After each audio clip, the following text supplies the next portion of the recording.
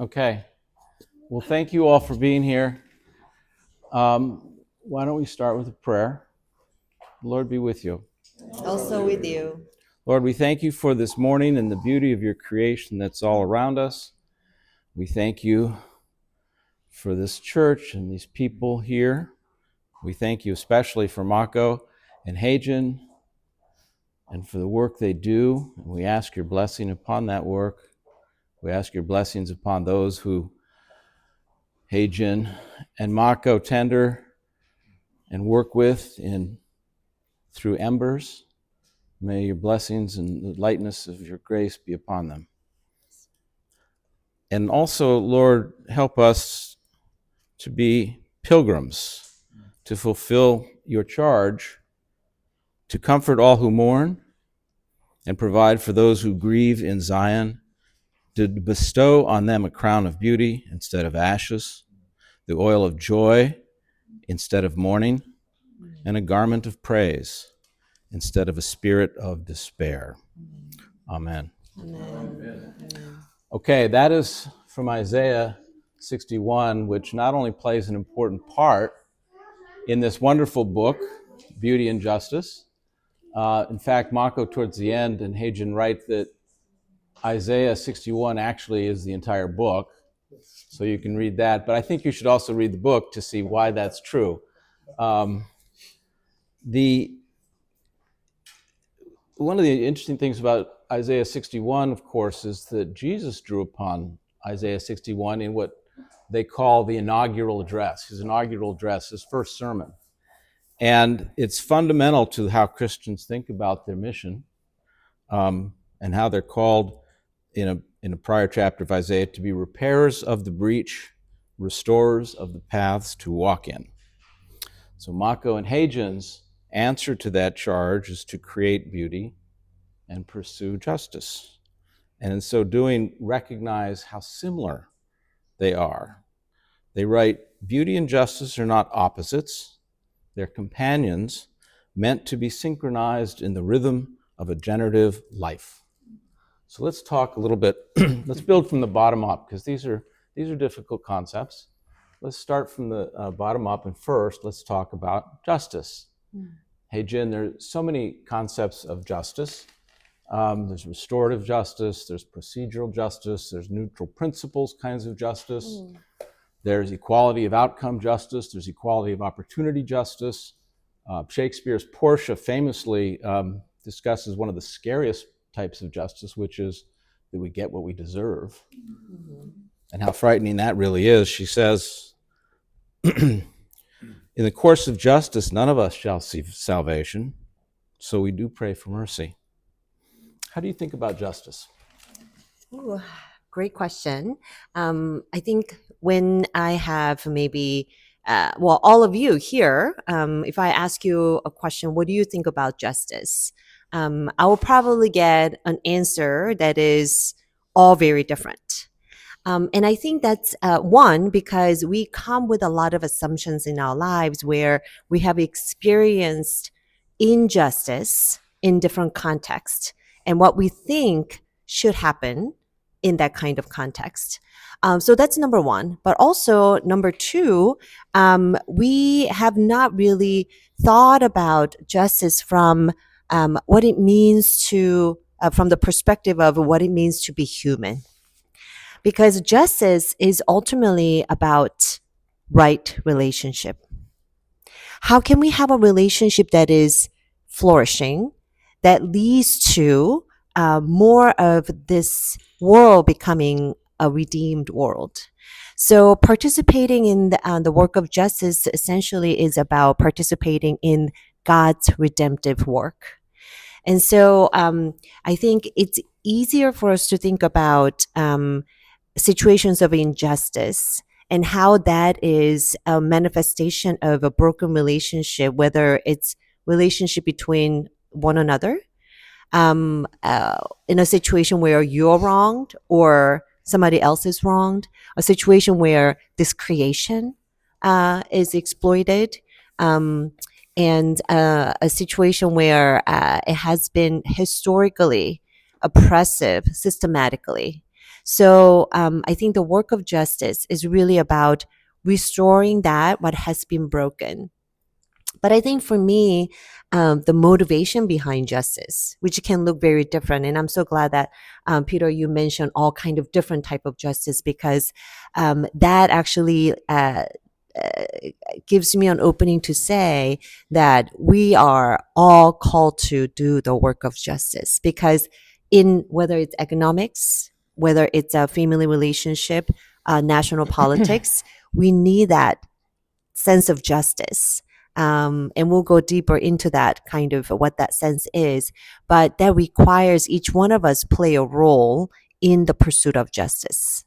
Let's talk a little bit. We'll come back to brokenness as an essential element of this path by which beauty and justice sort of hold hands and embrace. But as we get to that, can you talk a little bit about the really severe brokenness and the darkness that you see and you work with embers in India, and how that hunger for some type of restorative justice motivates you in that? Yeah, so Embers International is a global NGO that protect, restore, and empowers victims of injustice, and especially in a human trafficking situation. So, but human trafficking looks also very different in different countries and communities, because it does happen everywhere.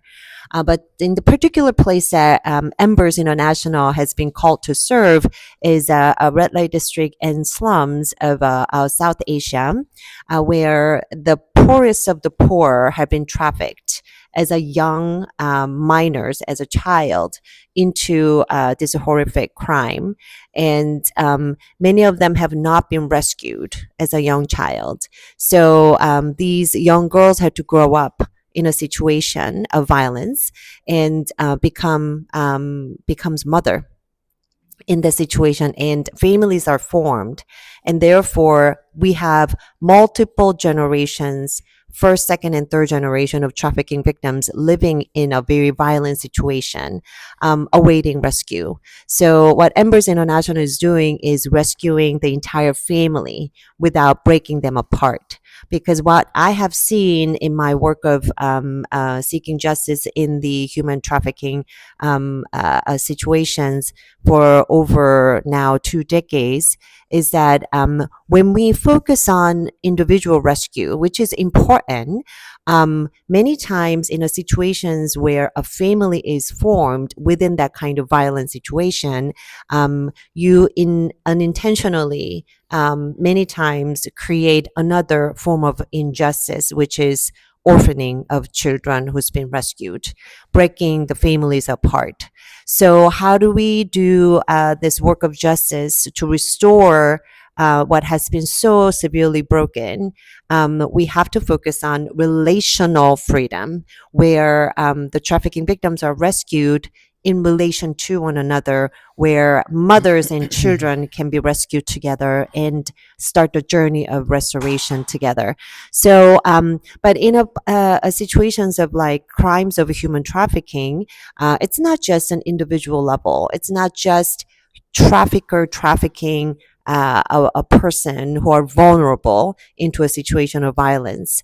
It's a very systematic, because it involves the multiple factors of vulnerability of these poor communities that has been historically and generationally created and became a social norm that creates multiple levels of vulnerability, lack of education, poverty, inequality between gender, and how the society views the worth of a child, all play in a role where the poorest of the poor become a victim of crime.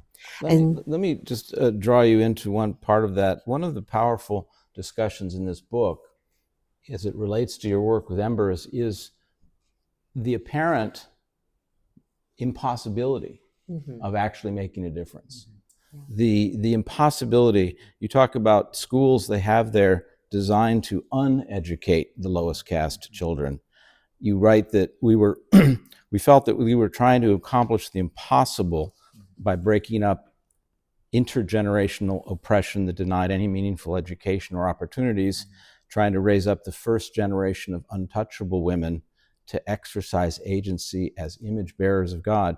There's this notion that it's impossible. Is it? Yes or no? Yes and no, I guess. Yeah.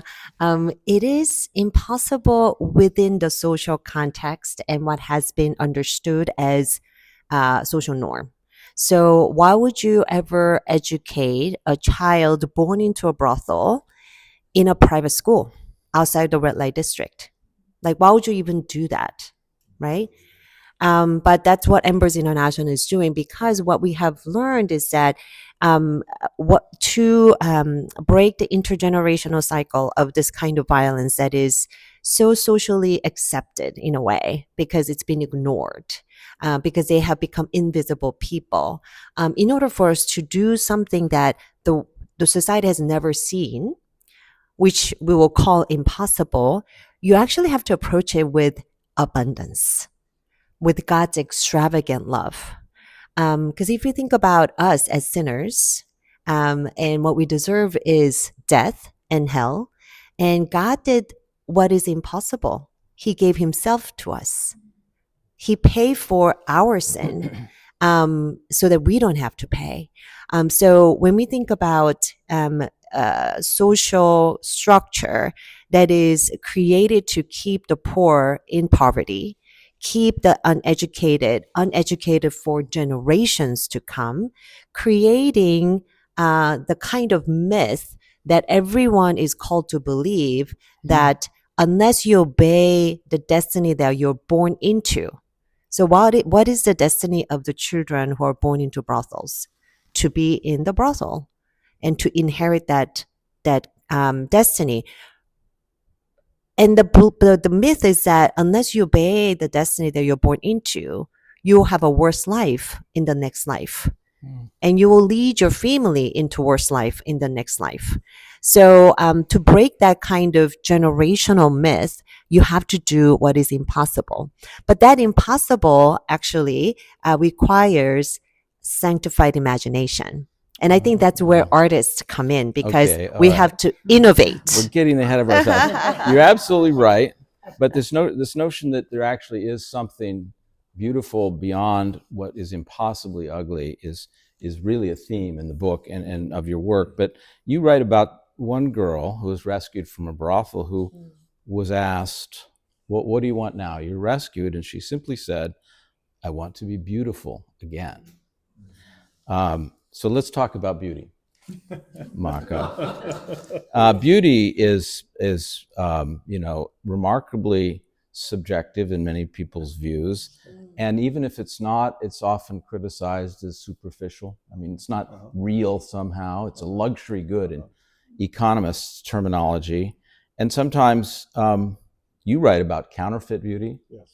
And sometimes there's beauty in the service of evil. I was thinking about this, and I'll let you then comment on all this, but I was thinking about the famous filmmaker for the Nazis, Leni Riefenstahl, who was remarkably innovative and fabulously beautiful in the film she created, and yet in the service of this immense evil. So tell us a little bit about how you get at beauty. Yeah, Hitler himself went to art school.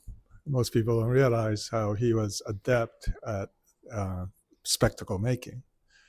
So this is a profound question for our time: is how does beauty, which is seen as this peripheral stuff, and art is something that is extravagant and maybe good if you have extra money to spend on it. And I have written books on this, directly addressing that, to say actually beauty is essential for us to understand everything, including justice.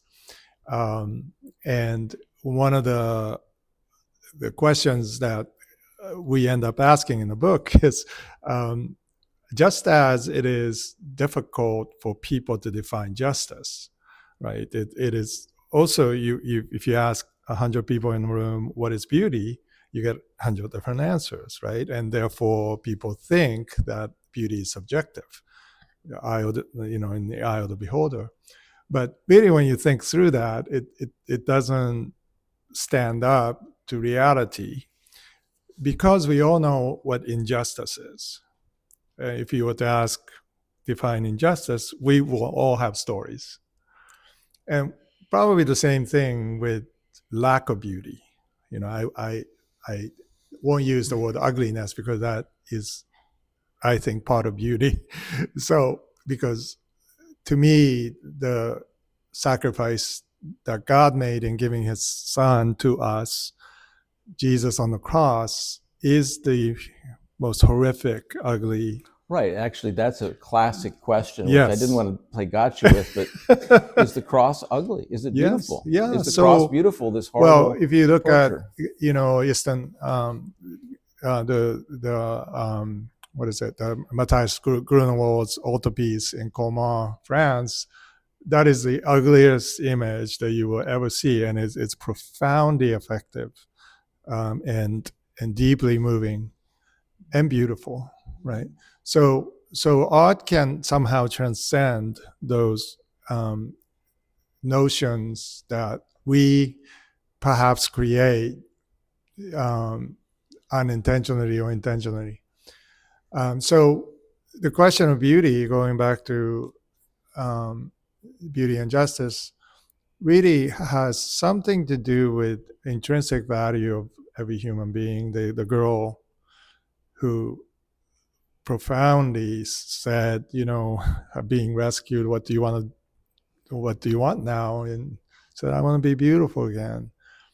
That really changes the perspective of the goal of restoration and justice. Like, justice is not done when you rescue a person. Justice is done when the person rescued is whole enough to see herself as beautiful again. That's a long journey. One of the things you write about is, and this will perhaps get to this question of beauty as a portal to justice. There's a Japanese sense that a large part of beauty is sacrifice. Yes. And of course, that's a fundamentally Christian idea as well. Yes. Tell us a little bit about what it means that beauty is sacrificial. Right. So when I began to exhibit in New York in the mid 90s, beauty was a taboo word. You weren't supposed to, I was told explicitly not to use the word beauty as an artist, because it has all these connotations of imperialistic power and, I suppose, superficial and cosmetic sense of beauty. So I had to reframe it on my own terms, and I had an artist talk where I talked about Isaiah 61. I broke several taboos, talking about the Bible, talking about beauty, and talking about art, which you're not supposed to.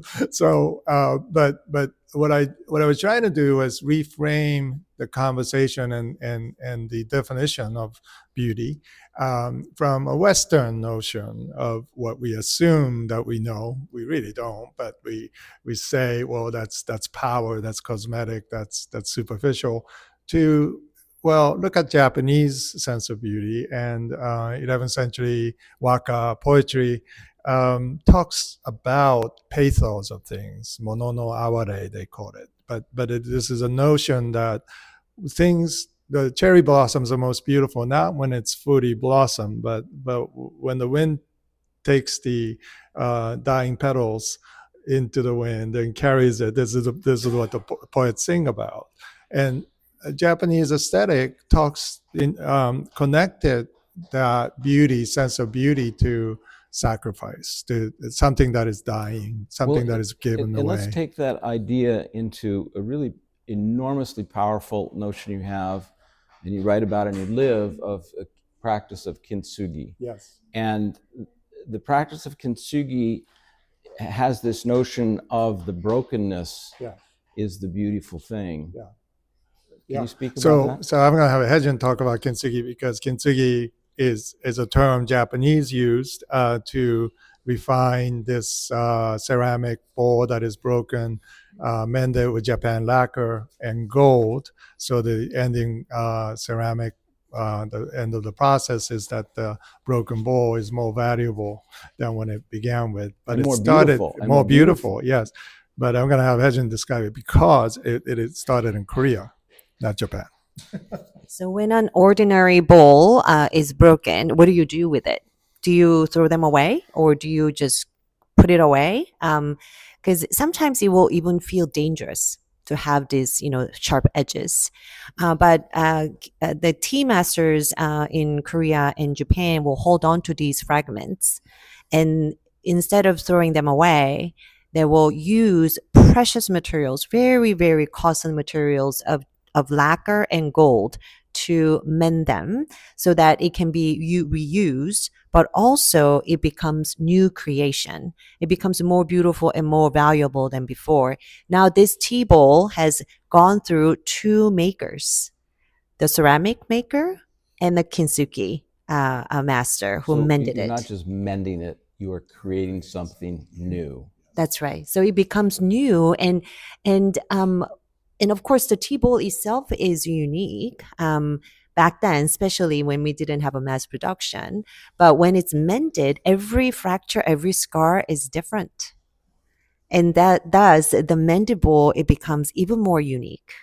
But it is a new creation. Let me ask you, one of the key elements of the practice of kintsugi is the beholding, Yes. which is a hard one for me. I thought a lot about it, but this notion that the first thing you do, you don't think about mending it. I think about I have to mend it. What are the steps to mend it? It's broken. So no. You sit and you behold the brokenness and the broken pieces. You write a moment of breaking is honored by years of beholding, being sure to see the fractures and to remain in awe. What is this beholding thing? Tell me about that.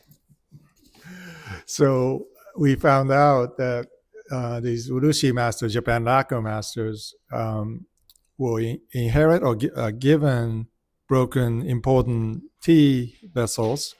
And as you know, they do not fix it right away. There's this process of lamenting over it, beholding it, sometimes over generations. So the broken tea bowl is passed down to the next generation, and that story of how important this bowl was, who it served, will be told.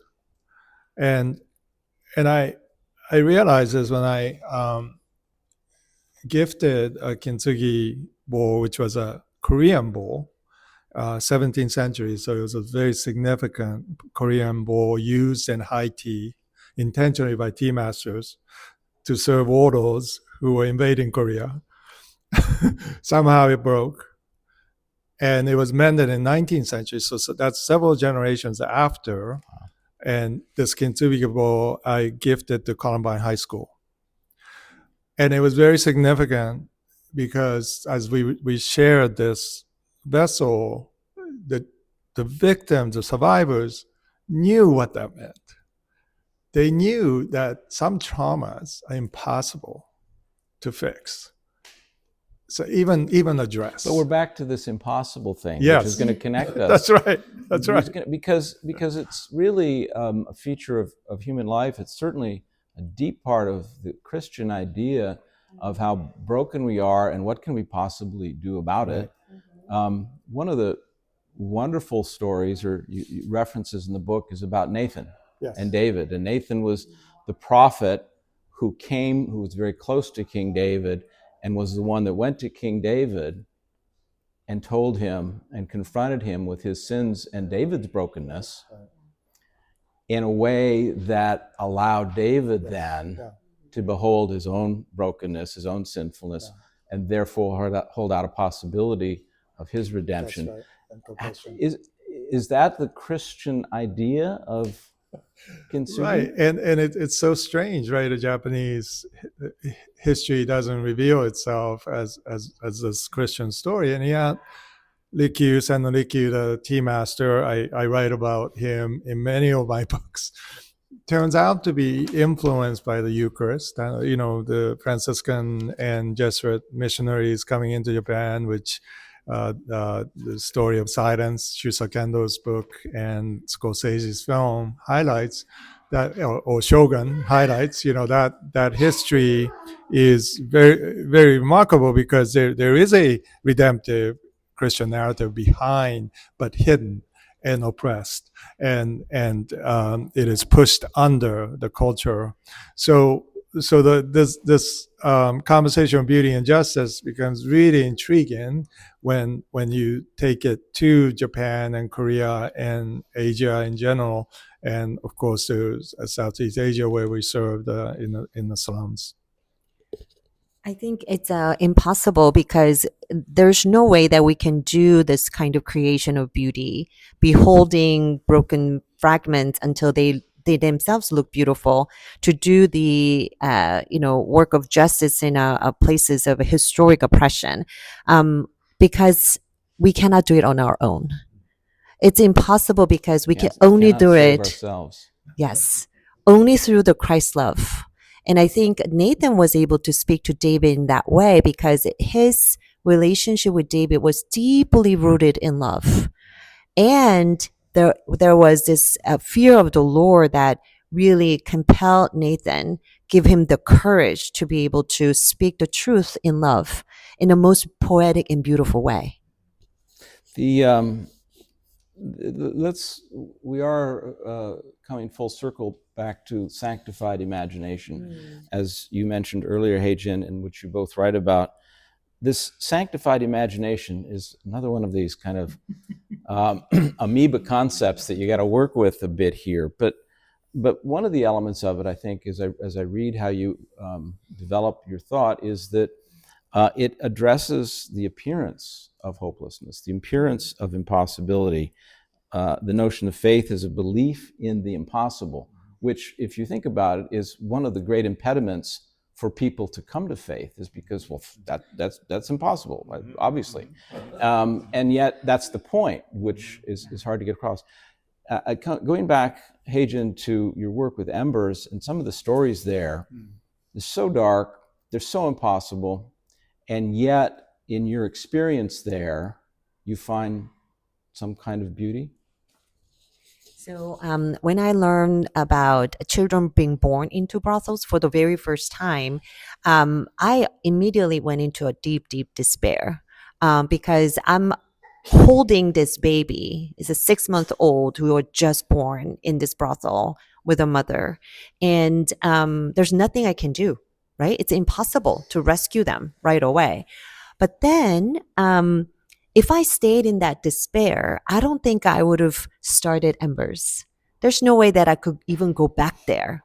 I will avoid it. I will forget about it. I will dismiss it. I will put it away in a cupboard. Except when I held that baby, it was not only a despair that led to lamenting, which I think we are all called to do as Christians, but also I saw so much beauty. This child was so beautiful. This child is image bearer of God. It's so valuable and worthy. And so because of that beauty, it gave me hope. Because beauty, I think transcendent beauty is what gives us hope for the future. That's why it must accompany the work of justice. Mako, let's talk a little bit about another impossible and an impossibly bad thing, which are culture wars. Yeah. I mean, you've written extensively on this notion that we're not to have culture wars, we're to have culture care. And you draw it in your book with beauty and justice. And there's this notion that from an economist standpoint, you have to think about, again, for a moment or two, of a mindset of abundance. Because the culture war is rooted, as you write, in fear and in scarcity. You know, we all are subject to fear. We're all subject to sense of scarcity. That's normal, right? Yeah. The normality and the extremely gratifying feelings of grievance are present in all of us. What does this mindset of abundance that allows us to think about culture care. Yeah. So culture wars has not only fragmented us and created divisive rhetoric, but also demonizing rhetoric. And now it's a complete paralysis where people don't speak to each other. We were just at this extraordinary event at the National Cathedral called Understory. And I was actually asked to reflect on this. And what I said was related to Kintsugi, the Liberty Bell, which we behold as one of the emblems of American democracy, is silent. You can't ring it because there's a crack in it. Now, the American tendency is to fix it, right? Do a kintsugi on it. But I think the time, because of where we are in culture, we need to behold it. We need to look at the cracks, as it were, as a sacred entry point where actually something new can come through. We don't know what that is yet. And so culture care has this generative mindset. We talk about generativity in this book, which we expanded into 5 points. I started out with 3 generative Gs in culture care book, and now it's 5 Gs. But I should make you pick one to talk about. But you have to read the book. Read the book. But come back to the end to a Genesis moment, because I think that wraps a lot of these ideas up. Absolutely. The first G is Genesis, creating Genesis moments. What happens when you step back, and especially as a community that acknowledges brokenness, that removes our masks, and open with each other in friendship and in sharing of our burdens, right, and joys, which is this church to me. This church is a place where you can do that. What happens is, instead of rushing to fix our problems, we simply behold each other in our brokenness. And we are able to perhaps find healing in that. Just that alone. That we all come with stories, and we all come with fissures and cracks, and that's okay. That's why we need Jesus, right? But the Eucharist is literally broken body of Christ, right? And we're the body of Christ, broken. So even though culture wars rhetoric has caused all this damage and created an opportunity for opportunists to take over, but know that if you can learn to behold the crack and we keep it open, then there are possibilities of care that can flow into that, because we know that it's visibly wounding. We can all agree to that. And that's a beginning of something new that we can apply to politics, even as impossible. I wonder if part of the impediment in American culture anyway, is that we're so imbued historically and for other reasons to do it. Right. Do it now, do it fast. Mm-hmm. In fact, the strength in many respects of our economy historically has been new, change. Yeah. Let's create in a very healthy way often. But there's this notion that, in economic terms, an investment is something you don't consume now. So you're sacrificing a consumption now for a future benefit. And there is this notion in our culture, which is good. And on the other hand, it's this other part, which is not behold, go fast. Yeah. And that's a human tendency. And one of the beautiful aspects of seeing every moment as a Genesis moment, that it actually forces you to think generationally, which is another G we talk about. And what Haejin and her team has done with Embers over the years has refused to think that this problem is, rescue effort, and that we feel good about that. It's saying no. We're going to stick with this child born into the brothels for 24 years until this child is educated, go to college, finds his voice in the world somehow, and become a leader in this community. So we don't extract them out of this, and that takes enormous amount of commitment and faith. Patience. But it's the only way. It's the only way that we will see any change. If there ever is going to be transformation, it has to start with this child. And so this Genesis moment is an artist's gift to the world, whether you're a painter, poet, or songwriter, or whatever you are creating, you're creating out of lack of resources all the time. Artists are used to that. And it doesn't stop us from dreaming about, I want to create this film, or I want to create this theater. And that impulse is really the fundamental essence of beauty and justice. Before we open it for some questions, briefly, can you say a little bit about the cover of the book? Right. Oh, yes. Really, and we wonderful. We talk about it in the book, but we couldn't be very specific at the time. This was done by a child, a young man now, who I had the privilege of mentoring.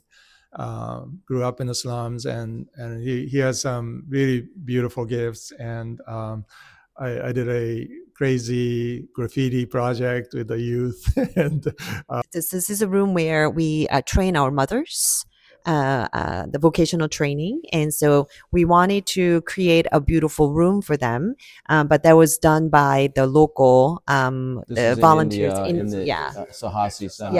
At the center that we host our 120 children and 80 families for their long journey of renewal. And so Mako was able to do this graffiti project to decorate this room. But what's really remarkable about this is that when we came back to US, and in my office, which also has a gallery, beautiful gallery, Mako was able to create a similar graffiti that makes a connection between our center here and our center in South Asia, where we serve our children. And this is a close-up of that graffiti in the center, Sahasi Ember Center, and then we honor the artist by giving him credit in the book. Graffiti is another topic. All right. I think we just get inspired by the Holy Spirit. It's really not us, thinking through all of that. It's whenever we see something that feels impossible, such as how do we help our friends in South Asia to break that caste system, right? And then go beyond those boundaries, which will be better for them for the long run. So something like that, we just sit on it. We sit on it and then we ask the Lord. And so we do have an inspiration about that as well. So I think that's the kind of patience, right, that is required for sanctified imagination to be able to wait on God and listen. So, and listening to the voice of our good shepherd is really the first step towards that sanctified imagination. No, that's a great and really important question. And I don't think there is like one simple answer to that. However, if I can start from somewhere, we get paralyzed when we look at this microscopic incident that's happening. And even if it's happening as a genocide all over the whole country, that's a microscopic from a cosmic world and history. So I think we have to zoom out. And then I think what I think is that the idea of God, who is almighty, not seemingly not doing anything about this horrific thing. I feel I will go back and think about what are the assumptions that I'm making there. And I think we might be thinking that God is there to do something for us, right? But I think when we were created with such agency. And rather than thinking that, oh, God is not there to help us, it's more about God has given us agency to do something about this. So it, in a way, elevates humanity because we are image bearer of God, not just by appearance, but by our essence. Therefore, we have this power and authority and stewardship responsibility to do something about that is unjust. So, in a way, believing that God has called us to be co-creators with Him in the redemption of this world gives me such kind of fear and trembling in a way, like I am called to journey with Him. Like that is really amazing calling, rather than I cannot do anything about it, and God, you need to do something because I am powerless and you're powerful. I think from the very beginning has a different assumption. So I'll talk about that from the very beginning. Like, what is your understanding of God and who we are?